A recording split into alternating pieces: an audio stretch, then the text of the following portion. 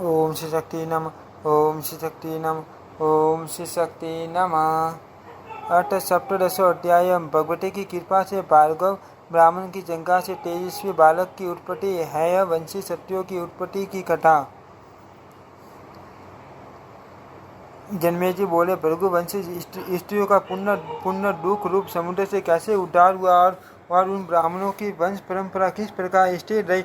लोभ के वशीभूत तथा पापाचारी है क्षत्रियों ने उन ब्राह्मणों को मारने के पश्चात कौन सा कार्य किया, उसे आप बताइए। हे ब्राह्मण, आपके द्वारा कथित इस पवित्र लोगों के लिए सुखदायक तथा परलोक में फल देने वाले कथामृत का पान करते हुए मुझे तृप्ति नहीं हो रही है। व्यास बोले, हे राजन, सुनिए, वे स्त्रियाँ उस भयावह दुख से जिस प्रकार मुक्त हुई है, मैं उस पाप नाशिनी कथा का वर्णन करूंगा। हे राजन, जब क्षत्रिय है भृगु कुल की नारियों को बहुत पीड़ित करने लगे, तब वे भयभीत तथा निराश होकर हिमालय पर्वत पर चली गई। उन्होंने वहाँ नदी के तट पर गौरी की मैं प्रतिमा स्थापित करके निराश रहते हुए उपासना में लीन होकर अपने मरण के प्रति पूरा निश्चय कर लिया। एक समय स्वप्न में भगवती जगदम्बा ने उन उत्तम स्त्रियों के पास पहुंचकर कहा, आप लोगों में से किसकी जंगा से एक पुरुष उत्पन्न होगा, मेरा अंशपुट वही शक्तिमान पुरुष आप लोगों का कार्य सिद्ध करेगा। ऐसा कहकर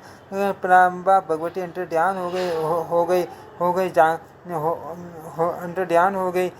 जागने पर वे सभी स्त्रियां बहुत प्रसन्न हुई। उनमें ऐसे किसी चतुर कामिनी स्त्री ने, जो पहले से त्रस्त थी, वंश वृद्धि हेतु अपनी एक जंगा में गर्भ धारण किया। जब उन है शक्तियों ने व्याकुल तथा तेज युक्त उस स्त्री को भागती हुई देखा, तब वे उसके पीछे दौड़ पड़े। यह गर्भ धारण करके वेग पूर्वक भागी जा रही हैं। इसे पकड़ो और मार डालो। इस प्रकार कहते हुए हाथ में तलवार लेकर वे उस स्त्री के पास पहुंच गए। भय से घबराई वह स्त्री अपने समीप आए हुए उन क्षत्रियों को देखकर रोने लगी और पुण्य गर्भ रक्षा के लिए भय से विह्वल होकर जोर जोर से विलाप करने लगी।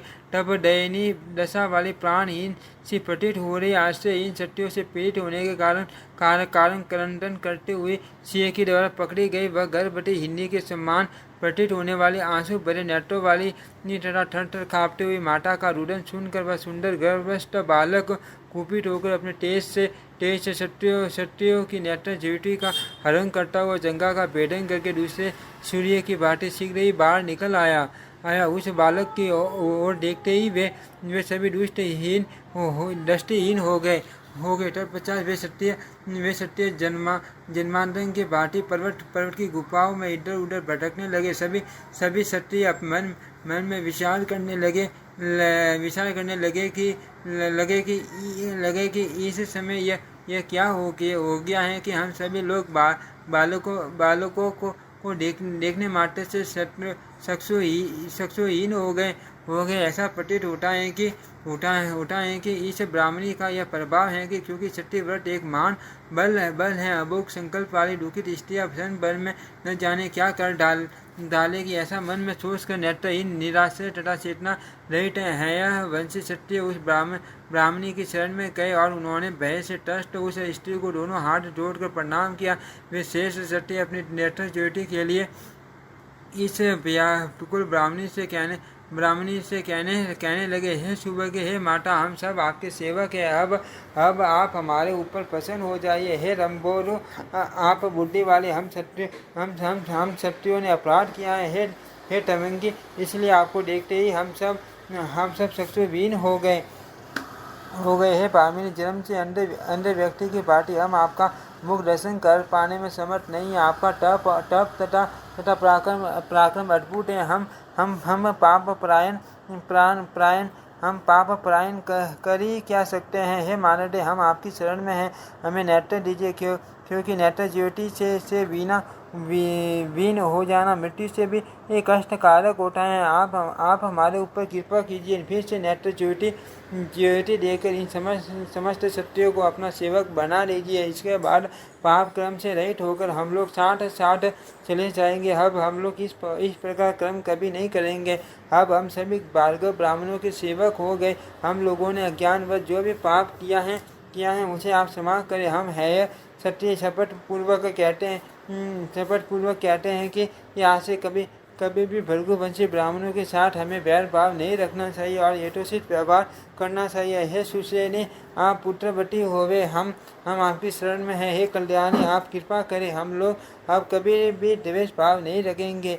व्यास बोले, हे राजन, उन सत्यों की यह बात सुनकर ब्राह्मणी विस्मय में पड़ गई और उसने शरणागत तथा दुर्गति को प्राप्त उन नेत्रहीन सत्यों को आश्वासन देकर कहा, हे सत्यों, आप लोग निश्चित रूप से जान ले कि मैंने आप सबकी दृष्टि का हरण नहीं किया है। मैं आप लोगों पर कुपित नहीं हूँ। अब मैं वास्तविक कारण बता रही हूँ। आप लोग सुनिए। मेरी जंगा से उत्पन्न यह भृगुवंशी बालक आज आप लोगों पर कुपित है। सत्यों की द्वारा अपने बांधवों और यहाँ तक कि गर्भस्थित बालकों का वध किए जाने की बात जानकर कोपाविष्ट इसी बालक ने आप लोगों के नेत्र स्तंभित कर दिए हैं। हे बसगण, जब आप लोग निरपराध धर्मनिष्ठ तथा तपस्वी भार्गव ब्राह्मणों और गर्भस्थ बालकों को भी धन लुलुपटा में पढ़कर मार रहे थे, तभी मैंने इसे अपनी जंगा में गर्भ रूप से 100 वस्त्र धारण किए रखा। भृगुवंश की वृद्धि के लिए इस गर्भस्थ बालक ने 100 अंगों से संपूर्ण वेदों का बड़े सहज भाव से अध्ययन कर लिया है और अब यह अपने पितरजनों के वश से अत्यंत कुपित होकर आप लोगों का संहार करना चाहता है। मेरा यह पुत्र भगवती की कृपा से उत्पन्न हुआ है, जिसके अलौकिक तेज ने आप लोगों के नेत्र हल लिए। अतः आप लोग किसी समय मेरी शंका से उत्पन्न इस बालक से विनम्रता पूर्वक याचना कीजिए। शरणों में गिरने से प्रसन्न होकर यह बालक आप लोगों को नेत्र ज्योति मुक्त कर देगा। आप लोगों की नेत्र ज्योति मुक्त कर देगा। व्यास जी बोले, उस ब्राह्मणी का वचन सुनकर हयो ने जंका से उत्पन्न बालक रूप मुनि श्रेष्ठों को प्रणाम किया और वे विनय से युक्त होकर उसकी स्तुति करने लगे। तत्पश्चात प्रसन्न होकर उस बालक ने उन नेत्रहीन सत्यों से कहा, हे राजाओं, अब आप लोग मेरी कही हुई बात पर विश्वास करके अपने घर लौट जाओ। देव ने जो विधान सुनिश्चित कर दिए हैं वे अवश्य होकर रहते हैं। ज्ञानी व्यक्ति को इस विषय में चिंता नहीं करनी चाहिए। सभी ऋषि के पूर्व की बातें सुख प्राप्त करे तथा सभी सत्य भी अब क्रोध रहित होकर सुख पूर्वक अपने घरों के लिए प्रस्थान करे। इस प्रकार उसके कहने पर उन हया वंशी सत्यों की दृष्टि प्राप्त हो गई और वे उरु से उत्पन्न उस बालक से आज्ञा लेकर आनंद पूर्वक अपने घर चले गए। हे राजन, वह ब्राह्मणी भी उस तेजस्वी तथा अलौकिक बालक को लेकर अपने आश्रम चली गई और बड़ी सावधानी पूर्वक उसका पालन पोषण करने लगी। हे राजा, इस प्रकार भृगुवंश के विनाश तथा लोभ के वशीभूत है सत्यों ने जो पाप पूर्ण किया था उसके विषय में मैंने आपसे कहा। जन्मेजय बोले, हे मुने, मैंने सत्यों के अत्यंत दारुण कर्म के विषय में सुन लिया। एक लोक तथा परलोक में दुख देने वाला वह लोभी इसमें मूल कारण है। हे सत्यवंती नंदन, मैं संशयग्रस्त हूँ। इस विषय में आपसे कुछ पूछना चाहता हूँ। हे सत्य राजकुमार, इस जगत में है नाम से क्यों प्रसिद्ध हुए? यदु से यादव हुए तथा भरत से भारत हुए।